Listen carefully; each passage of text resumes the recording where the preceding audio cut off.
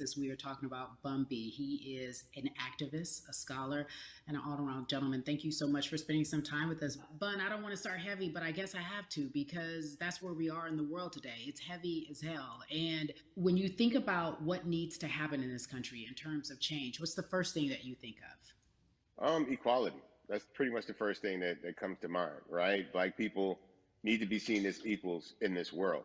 We had to fight just to be recognized as a full citizen in this country and not three-fifths. The world is now seeing what we've known for so long in the culture and in the community. The one way that we can fight is obviously voting. Talk to me about what voting means to you. I hear people all the time talking about one vote doesn't matter and that voting doesn't make a difference. If that's true, why do they work so hard to suppress the black vote? Because they understand the power of the vote. And so it's time that black people collectively also understand the power of their vote. And not just on a national level, because a lot of times we only have this conversation every 4 years. People need to be very much involved in their local politics. They need to understand who their elected officials are, where they stand on issues that affect you, and you that care about you and your condition, or to elect people who do. A newer initiative that we're dealing with is educating felons, right? So in the state of Texas, if you're a felon, right, if you've been to jail or to prison, and but you're no longer on probation or parole, you have the right to register to vote. Another thing that was just brought to my attention, there's an initiative called Orange, which is happening not just in Houston, but all over the country. If you're in jail Mm-hmm. currently during pretrial, but you have not been convicted, like you're still in jail waiting for your day in court, you are still eligible to vote. And you said something so key. They work so hard to hope that we stay uninformed, but more importantly, to suppress the black vote. If you could do one thing with this message that we're trying to send today about how important voting is, what type of images would you like our people to understand and see when they go to these polls and vote or when they cast their ballots? I think the images that we've all seen, I'm saying, for decades in this country, if not centuries in this country, we've seen black people oppressed, we've seen black people attacked. So every time you look back and you see those old black and white images of people of color being attacked by dogs and people of color being sprayed with hoses, that's what they were fighting for. Back then, they were just Yeah. fighting for a chance to vote. People like Martin Luther King Jr., people like Malcolm X, these people died to help us um, be in a position to have the power that we have now, which is to be able to cast a vote and make a decision about the people that have controls over our lives. So, I mean, if you in your own community need a reason to Mm-hmm. vote, look at a person like George Floyd. If the people in your city are not open to police reform, are not open to having the conversation about defunding the police, are not open to issues concerning economic equality, judicial equality, and racial equality, right? If they're scared to say Black Lives Matter, you have the power to put people in those positions who do believe that Black Lives Matter, who do believe in Mm-hmm. racial equality, economic equality, judicial equality, That's right. right? That's Who right. see us as human beings. And if the people in your community don't feel that way, vote them out. It's that simple. It's just vote them out. We don't have enough time to sit around and hope that people change their minds. Yeah, Bumby, you point out something so important. We have the power, and that is in our vote, and that is with our voice, and that's how we use our voice. I think of where we are right now. People say this is a particular moment, but it is a movement, not just a moment, it is a movement. Why, in your opinion, was it George Floyd's death? Why was that the chosen brutality for people to say, oh my God, black people are still oppressed in this country, and it is not fair? I think it's twofold, Carrie. In so many different encounters between people of color and the police, there simply is no proof of what happened in the interaction. Mm. And so what happens is in a court of law, it tends to lean towards the policeman's point of view, right? In this case, we saw very clearly what happened. I think the other thing is due to the fact that everyone was at home, basically during this time period in relation to the coronavirus. You couldn't avoid it, right? It was on every television station, it was on every social media platform.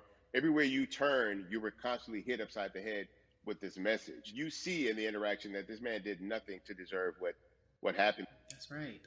So well said. Because if you think about it, in the grand scheme of things, it wasn't worth it, and he didn't have to lose his life. I think that you touched on something that a lot of people talk about, and that is now defunding the police. That has been such a huge conversation, but there's so many misconceptions around defunding and dismantling, if you will, education.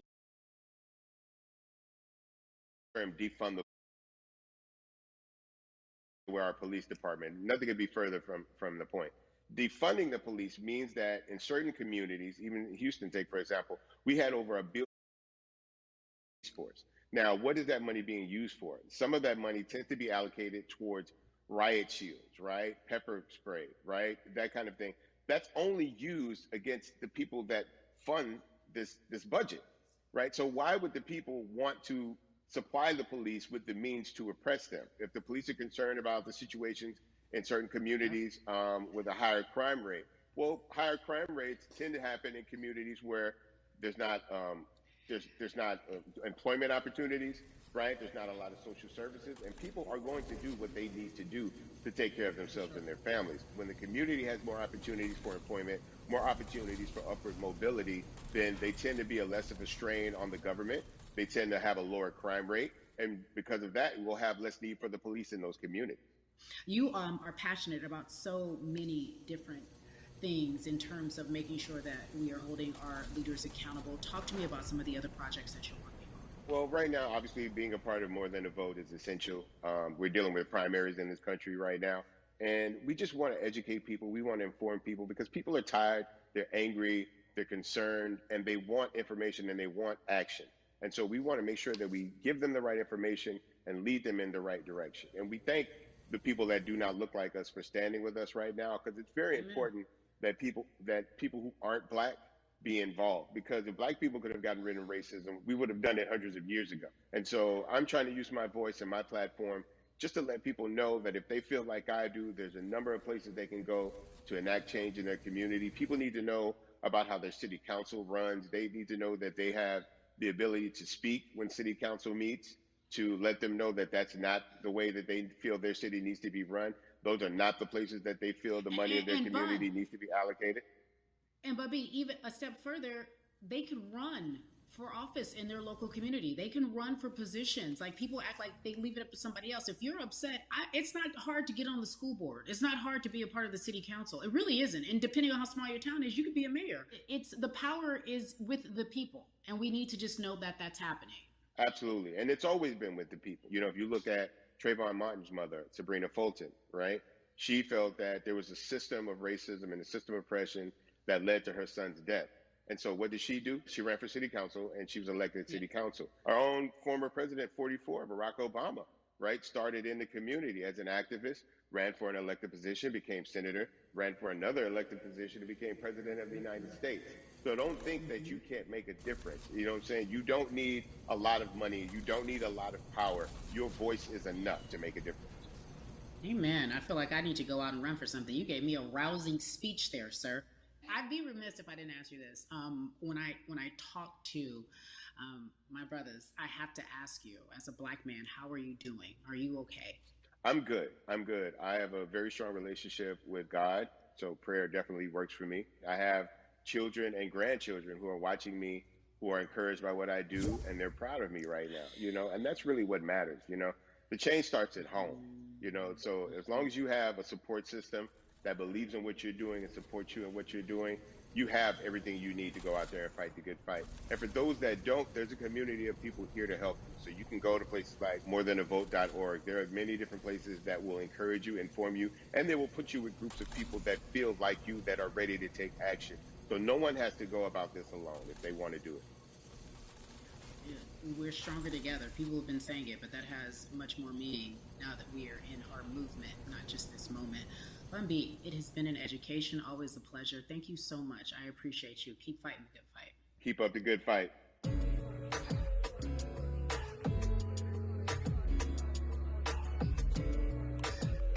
Yeah, la. So our next guest, I have to admit, I'm a fan, but there are so many different people that we could talk to, and I thought it was so imperative that we speak with her. You know her as Molly on the huge, successful show Insecure, HBO's Insecure. She also has a comedy special highlighting her Nigerian roots, and she's an amazing podcaster. Let's welcome in Yvonne Orji, everyone. You have such a beautiful way of making things funny, giving us our medicine with some candy, right? The humor and the healing. You bring all of that to your space. And right now, as you look across this country and how everyone is so broken and so upset. If it's not social injustice, it's the pandemic, it's depression, it's unemployment, the list goes on and on. How are you doing, quite frankly? You know,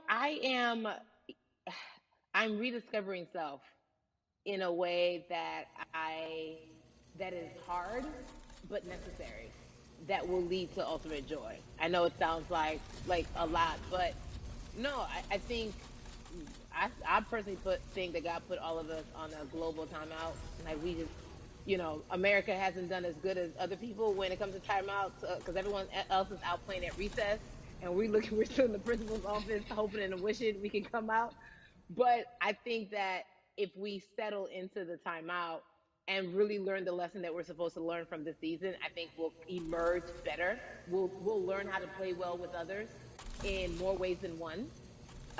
And so personally for me, I'm taking this time to learn me in a new way. I feel like I'm being ushered into a new season, and I'm getting still, because sometimes the busy uh, confounds the work that we're supposed to actually be doing. We're busy doing other stuff, but we got work that we need to do on the inside. And I'm leaning into it. I'm like, dang, I thought I was gonna be able to rest like everybody else. And God's like, nah, we got work to do. You know what? And I think that's what everybody is saying about 2020. It's demanding that we be better. And you said it's a global timeout. What do you mean by that? Yeah, it's like everyone sit down, be humble, to quote the great prophet Kendrick Lamar. Uh, but like, no, seriously, sit down and let's reevaluate some things. Let us unearth and shake up the things that we have been trying to hide within ourselves, within our nation. I think America is going through an unraveling right now, a much needed, a much necessary one. And I think all eyes on us, right? There is no, oh, I was on the subway for an hour, so I didn't miss that thing that happened. No, everybody was home. Everybody, was watching when George Floyd died, and everybody, no one could hide it. Everyone was watching when Amy Cooper called the cops. Like, this is a time where it's like, oh, we can't pretend it away. We can't excuse it away. No, no, no, no, no. It's a global timeout. Sit down, watch, and let's learn. And globally, it's like, hey, we were going business as usual, but it ain't usual no more. Like that's old. Anytime change occurs, it's very uncomfortable. And so right now we're sitting with we're getting we're getting comfortable with the uncomfortable. The minorities, we've been comfortable with being uncomfortable, because that to me explains just the existence for whatever we want to do, how we break into our careers, how we live our lives, how we find ourselves one of the few or one of the first. And that's a lonely road.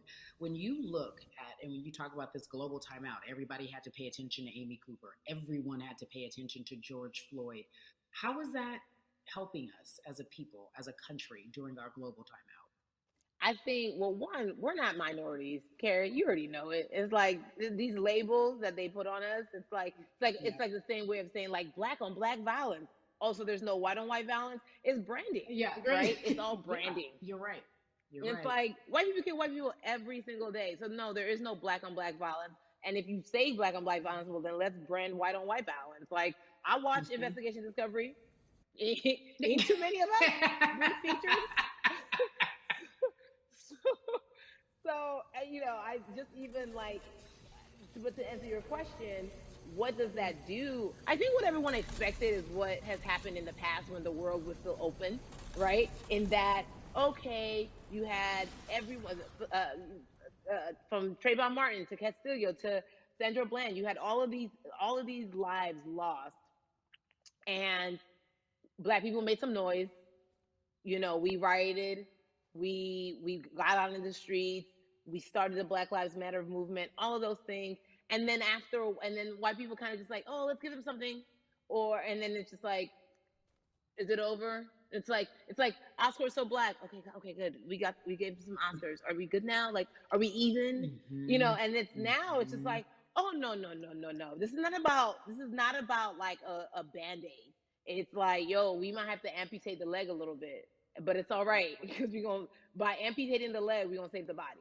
And so I think that's what's happening now. Like America is realizing, like, oh, black people aren't just making a little bit of noise. Like the protests are still out, the conversations are still being had, the change is still being demanded, and I think they're seeing oh, this is not going no way. And no, it's not, because we need systematic change.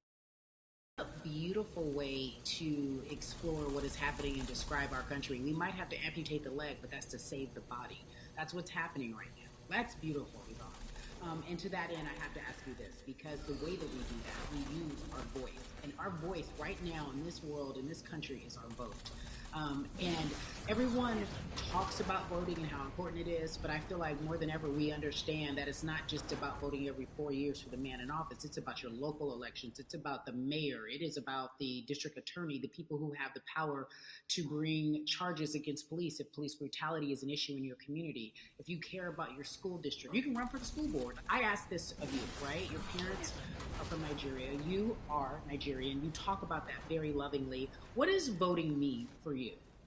I think voting is power. I remember, I became a naturalized citizen back in the '90s when because I was still a minor. My mom naturalized, and so we were able to do it under her. And just even that power of like we are American citizens and all the access that we have by being citizens. One of those accesses and those access to power being voting. It's a big deal. It's a big deal because not only are we do we have the opportunity to be in this country, but now we can be of the country. We can be of the systems. We can be of the rules. We can be of what it actually affords. But I think going back to your earlier comment about just the setup of systems, I think we are done a disservice. Either it's schools or whatever it is, and I'm not putting teachers on blast. I think teachers do a phenomenal job, but for some reason, we do not, and give them all the raises. I know too many parents who are like, I might, this child of mine, I do love them, but hey, who, where can I drop them off? And I do think that there's a disservice done because, again, when we talk about this, to your point, we talk about every 4 years. It's important to vote for the like, oh snap, we actually can vote about like how much our libraries get. It's like small things like that, but they make a big difference. When you think of voter suppression in this country, what does it look like for you? It's the systems. When we talk about voter suppression, we also talk about systematic racism, right? It's all the systems that set up, and we've normalized. Okay, maybe your job will give you a half day, or maybe you'll be able to get this luxury. It shouldn't be a luxury. It should be built into the system. It should be built into the fabric of how we vote. But maybe you'll be able to get this luxury in order to enable you to go vote. Think about everything disenfranchised, marginalized Black person has to endure in a day. So in a day, you need to get to work. If something happens to your child care, if something happens to, there's so many factors along the way that can send you into a tailspin as an American. And then you add on as a person of color. If you're just trying to get to vote and you already have to go through all of these hurdles and hoops in your everyday life, imagine the one day when your voice really is supposed to matter the most in this country, but then you also see all the times that you tried to have your voice matter and then it's been shut down, repressed, told it doesn't matter, and then you're kind of like, what's the point? How do we keep hope though? If I'm watching this right now, I want to I how do we as a people stay hopeful? How do we believe in the promise that these quote unquote forefathers have given us? Because have you met Black people? By default, like hope is infused in our DNA. Like you know what I'm saying? Like by the like if we haven't been broken now through, be it through You're right. slavery, through Give capitalism, it to me. through Give it through to me. colonization, through Yeah, segregation, you're right. through I mean, listen, the history of Black people in this country is at one point we were 3/5 the people. Mm-hmm. That's it. At one, That was a written law. And look at us now. We are whole. We are Black girl magic. We are Black boy joy. We are, you know what I'm saying? mm-hmm. What I think about in terms of giving us hope, right? We're making a lot of people nervous right now, Carrie. We're making a lot of people Ben. nervous right now because they're like, dang, we put all these obstacles in their way, and these jokers are resilient. But that should give us hope. That should give us hope that like we can't stop, won't stop. I mean, I went to the school of Diddy. You know what I'm saying? Hashtag, Harlem shaking it right now. Can't stop, won't stop. And I think that's our motto. We can't stop voting and we won't stop voting. We can't stop marching and we won't stop marching. We can't stop thriving and we won't stop thriving.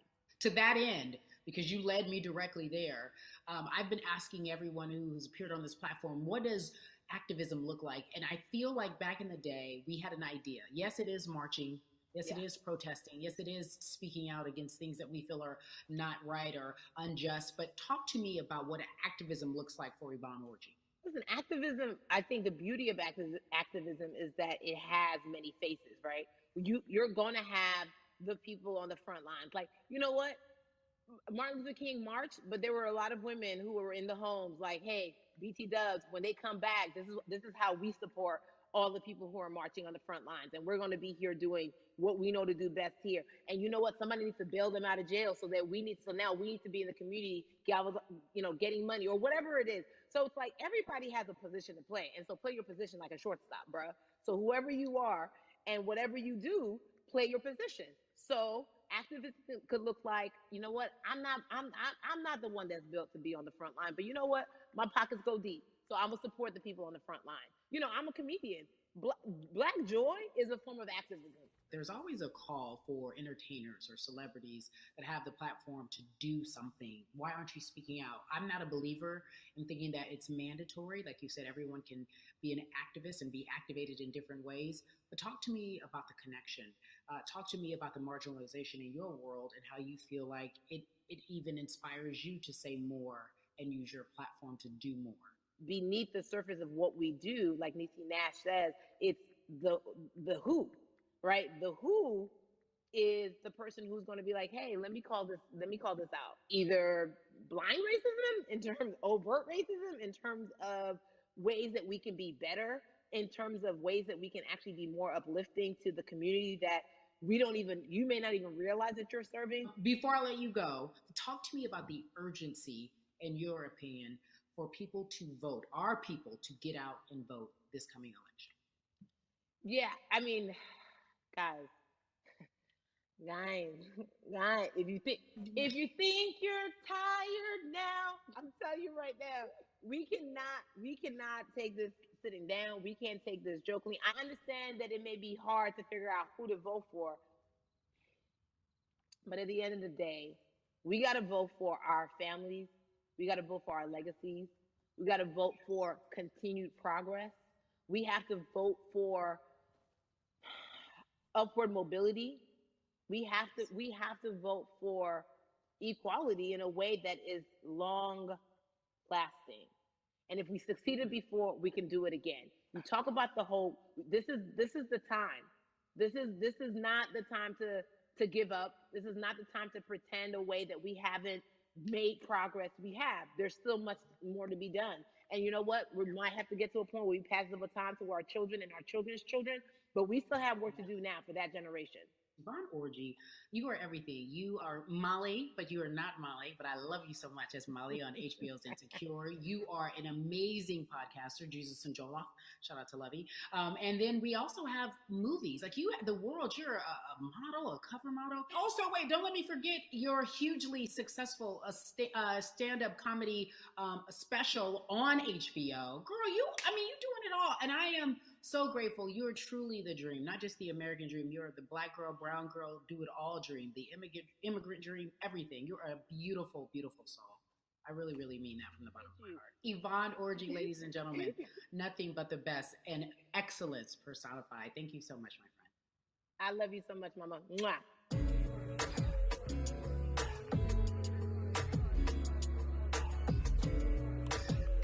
Yeah, la la.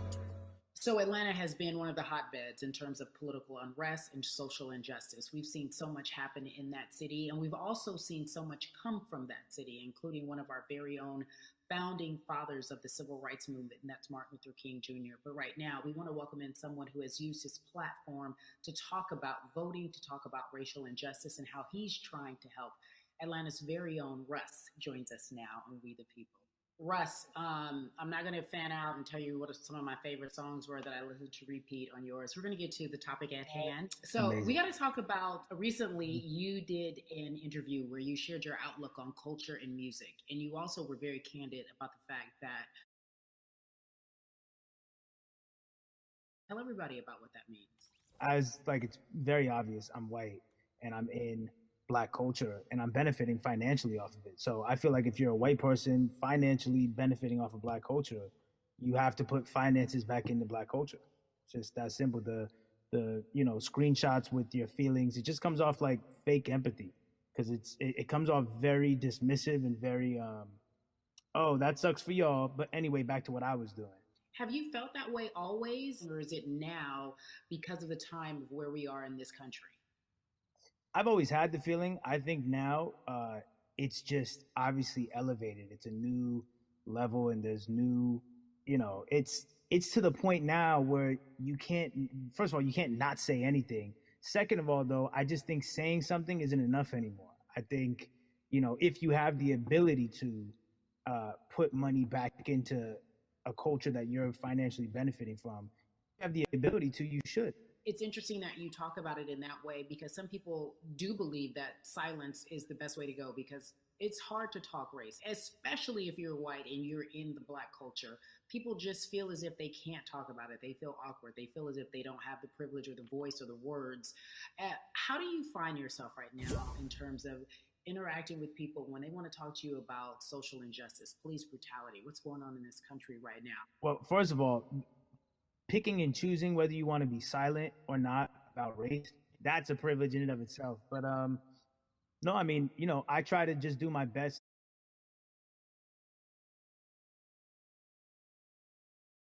Educated black people I have in my life, so I do my best to not act like I have all the answers for everything, especially in a culture that I'm not from.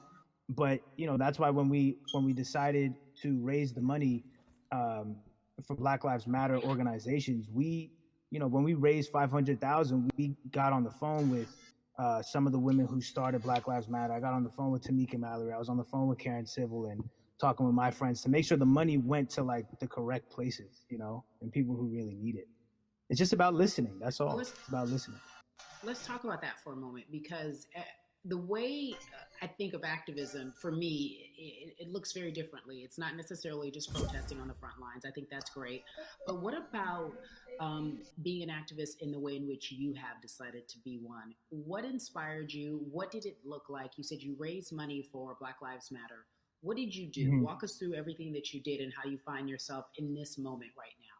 So for me, it was 3 years ago. I had like a string of festivals, and I decided that I was going to wear T-shirts with a message on them because I figured, what better time to use a platform than in front of a bunch of people. So one of the T-shirts I wore was, "If you want to change the system, speak up. White silence is pro-racism." The whole thing, and it didn't really it kind of got swept under the rug back then.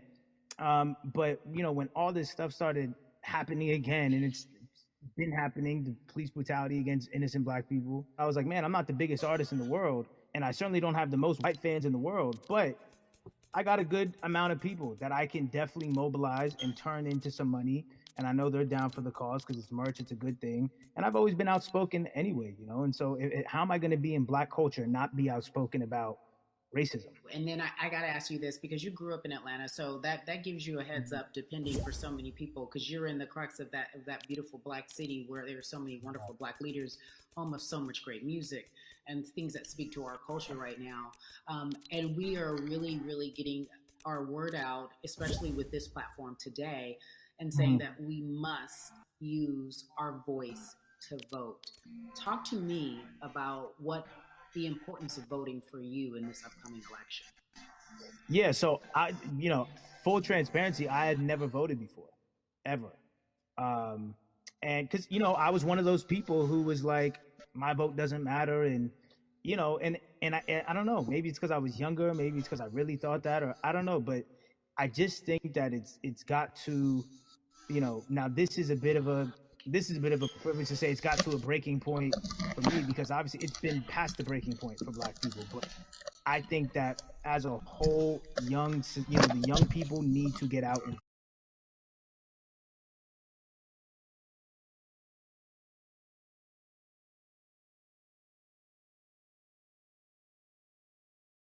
and whatever happens, but at least we did our part. You know, you got to do your You know, part. you're very candid in saying that you just decided to vote, and I think there's a beautiful irony in the fact that you have your fans saying, "Because of you, I'm voting," Right. and there's something beautiful about that. But I want to know why now for you. Why in this moment is it important for you to vote, and what hit your spirit to say, "Yes, this is the time to do it"? Honestly, because I think that George Floyd really uh, woke up a lot of people who, including myself, who I was vocal and outspoken about racism. I put it in my lyrics. I put it on T-shirts. I would talk about it in interviews. Like, you know, I was vocal about it. But that video in that moment, I think me along with a lot of other people just kind of was like, all right, like words are simply not enough anymore. We gotta do something, whether it's raising money, whether it's voting or all the above. Like it's we gotta do something, you know, and I'm ashamed that it took that for me to be like, I need to raise money and I need to vote. You know, it's a shame. And I don't know, it just, I guess it snapped a bunch of people out of it, you know? And even if you were vocal and whatnot, it's just, it's time to actually put your money where your mouth is. It's time to go vote. You know, it's time to just stop talking about it and be about it, you know? And it's been time for that, but like I said, you know, I'm ashamed that it took me this long to actually really be about it, but I'm here now.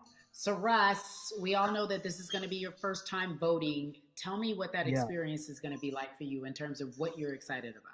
I think you know what it's gonna do for me. It's gonna let me know that I'm contributing to something bigger than myself, and I'm actually putting my money where my mouth is, and I'm being about it because you know for so long, and I know I'm not alone with this, but you know, standing on the outside and just screaming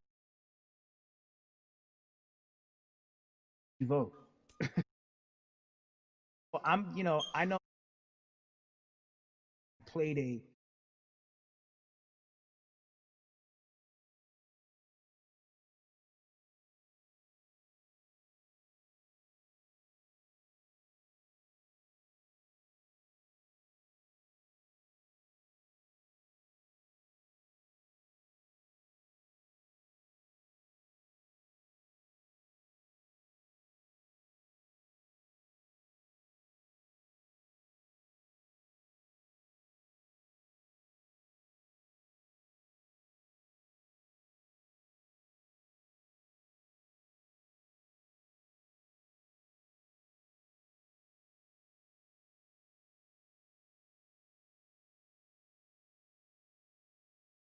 This first time voter, we appreciate you for doing yes. this, okay?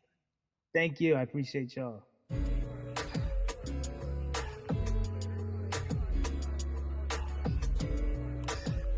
Yeah, la la.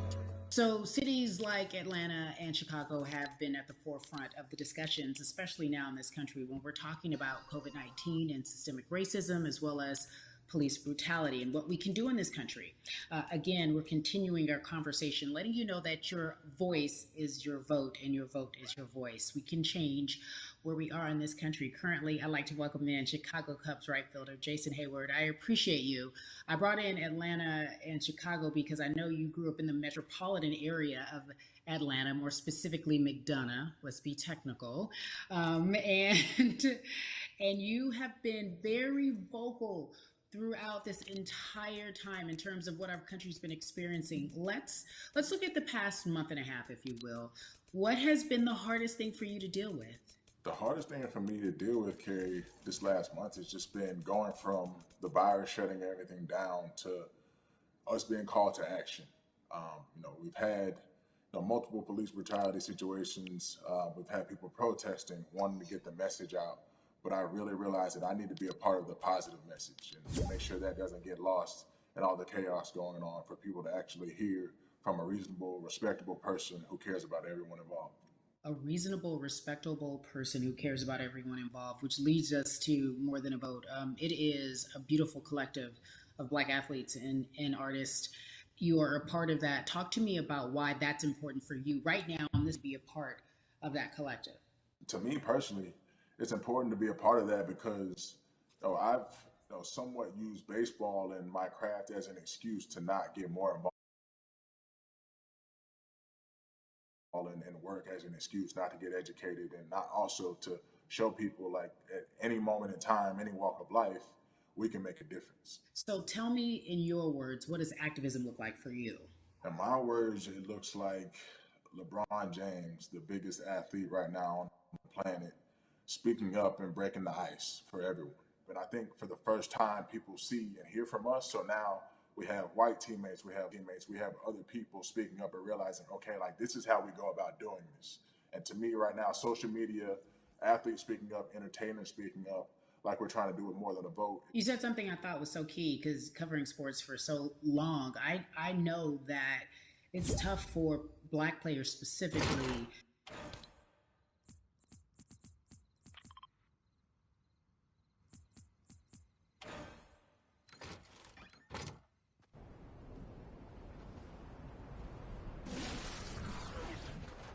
You're afraid because in 2019 there were 68 of us total, and there are 38 teams. There's 25-man roster on each team. There's a 40-man roster, which is on each team as well.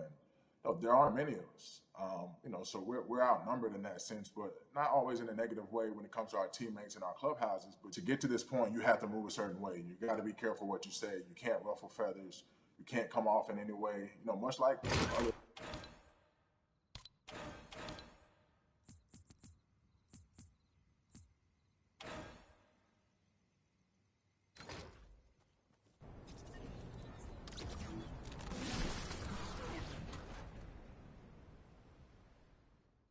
That is a button up, be quiet, be seen but not heard. That is an expression that a lot of Black folks can relate to in whatever aspect of professionalism that they experience, especially if they don't.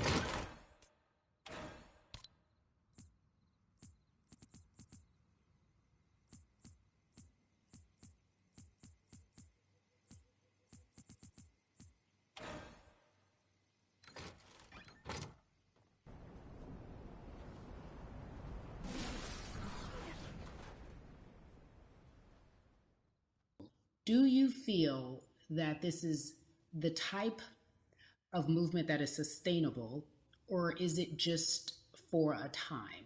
No, it takes everyone joining in on the conversation. And right now, I feel like more than ever, there is little things as possible to distract from bigger issues. And we saw on draft day, we saw our president, Theo Epstein, holding up the sign saying Black Lives Matter and wanting to include the rest of MLB in that. But now we're having those conversations as well. So I definitely think this is sustainable. And it's not always just going to be the popular thing to do. This is something that people want to get right because they know we care. Jason, you said you think it's sustainable, that what you're seeing, especially with your colleagues in baseball, that this can be something where you're feeling more comfortable, feeling more safe to share how you feel about social injustice and police brutality. What are you doing right now in this moment with your platform to help change how we look at voting and how to educate the culture and the community about voting? Well, first, what I'm doing, Carrie, is joining up with More Than a Vote and joining up with other athletes and entertainers to get that message out and use our platform in that sense as a group, and try to create a brand with this to make it something that's not just about the election coming, make sure that it's about people getting educated for years to come and figure out where to vote and how to vote. We've got people in different areas that cover different demographics and influence different areas of people. And as a baseball player, as a Black baseball player, I feel like now, like we talked about, is finding the time to show people that you can use your voice in this profession. You don't have to be afraid. And to me, that can help a kid growing up. He can see me, he can see other guys that were in the video we posted saying, hey, this is what they're standing for. They're speaking up for these things, and it's okay to want to play baseball. It's not lame. It's not something I have to be as afraid of as I was before. So I feel like that's my role in this. I have a younger brother as well. He's 24. He also plays baseball. So I've got to lead by example. I can't just always, come up with a good answer that sounds good on TV when I get asked a question on, what do we need to do to make changes? I'm joining up here to make sure that I take action and get educated myself. For one, so many people, I feel like in Atlanta, they're on the move. Well, when you want to try to make a vote and try and cast your vote, you have to do it by mail. You have to sign up for the absentee ballot. Then you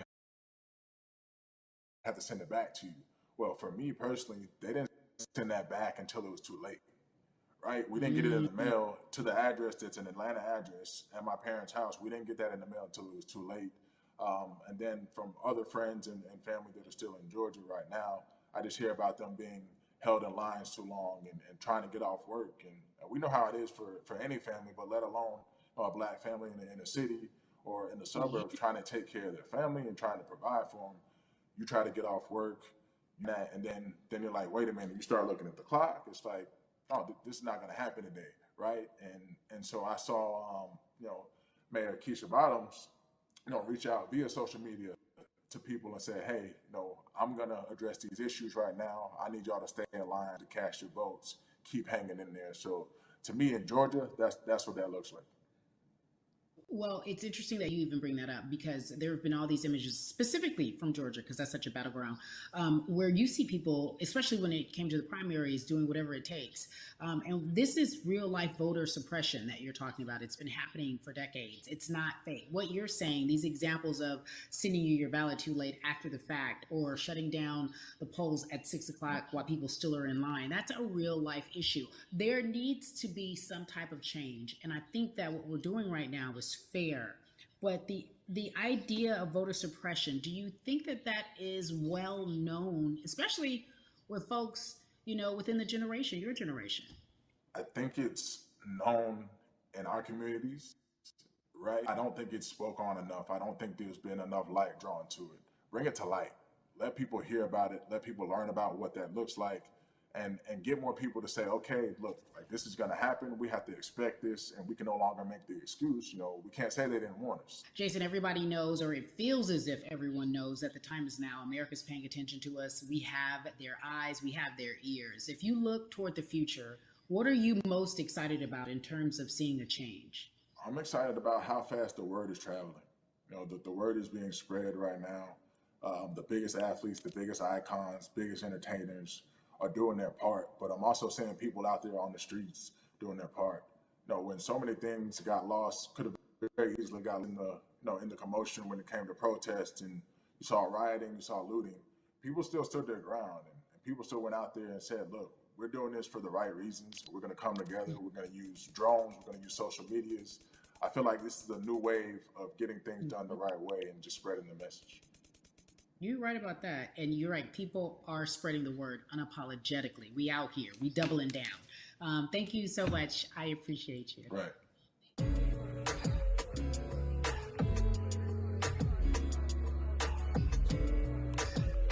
Yeah, la la. Hey, everybody. I am so excited to welcome a friend, a brother, family member, if you will, former colleague, NBA great, sports analyst, philanthropist. He does it all, and he's here to give us his time and his platform to talk about something that is so important, that is voting. Everybody, welcome Jalen Rose to We the People. Talk to me about how important it is for the people who know you and love you and look up to you. Why is it so important that you use your platform to talk about voting? Initially, we have to get past the stigma of the mental systemic racism that comes with the presidential race, governors, mayors, senators, judges. We've been conditioned to believe that our vote does not matter. So usually when we looked up at all of those races and people that were running, not only did they not look like us, we didn't believe they were there to represent our best interests. So therefore, as a collective, we didn't mobilize until Barack Obama, and we felt a sense of hope that finally our country is going to do something that we felt would never happen in our lifetime. And I remember being at the inauguration in 2008. I made sure I was there. And we voted in 2016. We didn't vote, Carrie. We didn't vote. And so many people try to make this political. This is not political. Me telling somebody to vote is like telling somebody to pay taxes. So that's one, getting over the stigma of nobody is going to represent our best interest. And then number two, the reality is that the person that gets the most votes doesn't necessarily win the presidency. That's uncomfortable right there, because that's actually what took place in 2016. The Electoral College chose the president. And if you put all of their pictures up, I'm pretty sure they look a lot more like each other than they look like you and I. How about that? And then the third thing, especially in urban environments, oh man, they create barriers for us, Kerry. It's like you got to jump over the fence, you got to run past the dog, you got to jump on the hood of the car. The lines is 5 hours long. You get up to the poll and they don't work. Elderly people working in the city, while they got the young people who understand technology working in the suburbs. Like, these are all systematic things that try to discourage us from voting. And then finally, we don't have a day off to vote. We need to work. So we don't get a day off. It's going to be a full day, and I got to work to pay my bills. So you know what I'm going to do? I'm going to mail in vote. And you know what you want people to realize? That counts too. So your vote will be counted if you're able to mail it in. So those are a few things that I hope that we can do and mobilize. And shout to LeBron and his team. Shout to you and everybody involved. We will make a difference. Well, let's talk about more than a vote. There is a Black collective of athletes, of artists coming together and saying voter suppression is a real deal, especially in the Black community. When you just talked about, I got to work, so I can't go vote. And then when we do get in the booth, just in case we don't have to work, do we know who we're voting for? Not only do we have to vote, we got to be educated. And it's not always even about the man who's in office or the woman who's in office for president. It's about your local elections. It's about the people who are your DAs, your state DAs, like the people who actually make change in your community, who will change police brutality, who will make sure that your community is taken care of, who will defund police and hope that they can help you in stopping police brutality. So talk to me about why you decided to be a part of More Than a Vote and what it actually means. Well, it means a lot to be involved with such an impressive collective, as you mentioned. And I said this multiple times, and I know it can be uncomfortable when I say it, but a lot of times we have to get to the root of the issue before we find a solution.